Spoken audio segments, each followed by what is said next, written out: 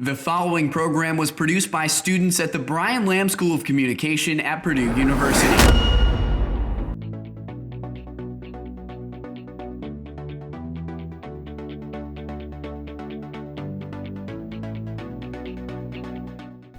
Hello and welcome to the 2019 State of the University Address by Fast Track News. I'm JD Arlen alongside Mary Kaltreiter, and we're very lucky to be joined by Purdue University President Mitch Daniels. Thank you so much for joining us. I'm the lucky one. Thanks for coming by. All right, President Daniels, our first question is something that we've seen all around campus. We actually did a story about it in one of our newscasts. Yep.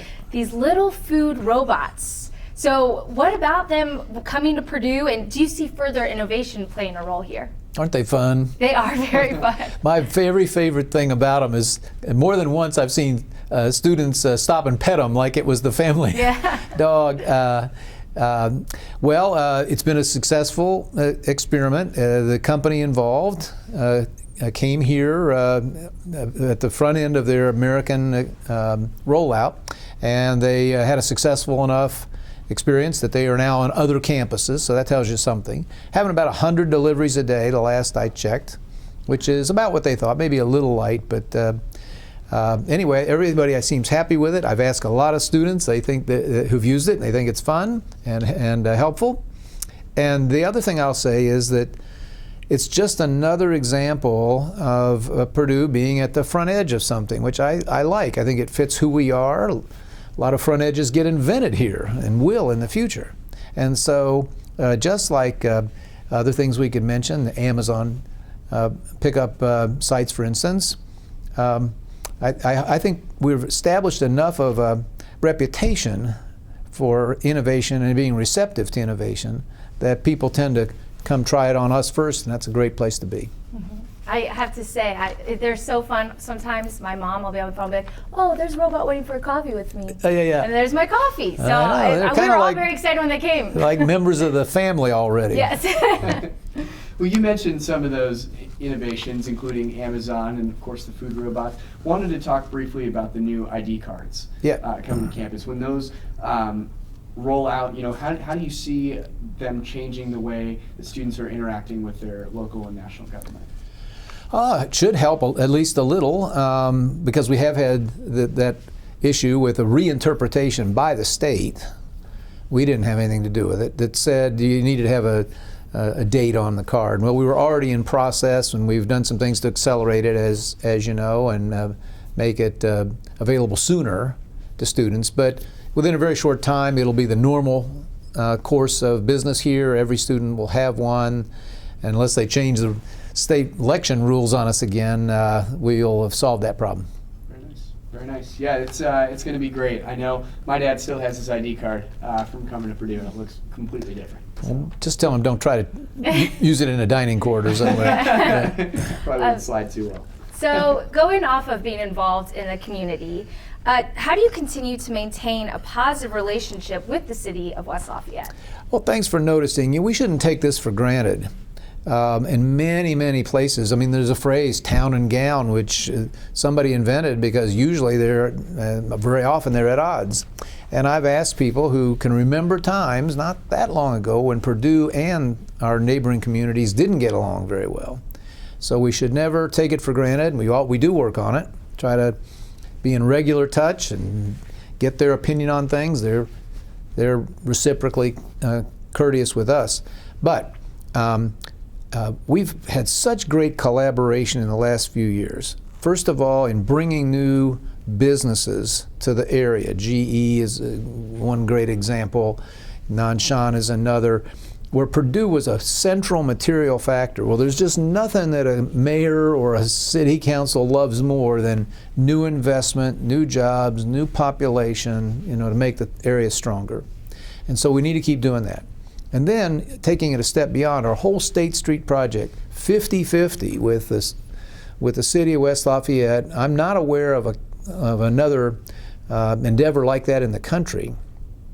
And it's for the mutual benefit of both. And it's given us a chance not just to work together, but to help everybody understand what's good for Purdue is really good for Greater Lafayette and vice versa. We need we need an environment here, a living environment that gets better and better and better, so we can attract great students and great faculty in the numbers we want. Thank you. I actually took an honors course, and it was about town gowns, and we did Oh, yeah. work at Bauer. Yeah. And so I definitely think that was sophomore year of college, and after that I really realized, like, wow, it is important to have that relationship. Absolutely, and it's just not the general rule. And so I guess you could say we're fortunate to have it, but it's taken a lot of work and goodwill from both sides. Wanted to talk about that development and that relationship that you have growing with West Lafayette. Over the last few months, there's been several safety concerns for students, not necessarily maybe on campus, but off campus as well. Are you working with the city at all, and what ways are you improving security around campus? We're going to do everything we can. You know, when I step back from it, all the responsibilities that we have here, or that I feel, it starts with safety. If you didn't have that, nothing else would be satisfactory. And one thing to remember is, year in, year out, Purdue and West Lafayette, Purdue as a university, West Lafayette as a community, come up at the very top of the safest places on the FBI statistical rankings. And we don't want to ever slip from there. And so every event is a big one to us. Happily, they're more rare here than other places, but that just makes them stand out. So I know PUPD's working hand in hand with their colleagues in local law enforcement. You're right, the most troublesome issues lately have been off campus, and but I think they take it as seriously as we do, and we're happy about the responsiveness that they have shown. It's been a little while since the last incident, and I hope that we'll have a long, long run before anything happens again. But you know, both the local mayors were former chiefs of police, so they are Mayor Dennis and Mayor Rozwarski, and so they're very conscious of public safety issues, and they're really quick to respond if we have a concern. Sure, thank you. So speaking of campus culture, we recently wrapped up the 150th celebration. So what impacts did you see on the student body after an exciting year of festivities? Well, you know better than I, but we sure got a lot of positive feedback.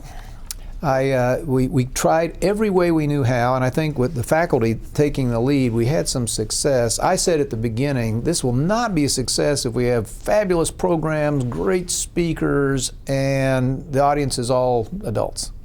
It has to be something that attracts our students. We encouraged faculty to build it where they could, build a given conference or program or individual speaker into their course assignments, and that seemed to happen. And so my impression is that from that standpoint, it was a real success. It certainly put Purdue a little higher, I think, on the world map of places where important thoughts are debated and progress encouraged. And so I really have so much appreciation for everybody, which included hundreds of students who worked on making it the success it was. Sure.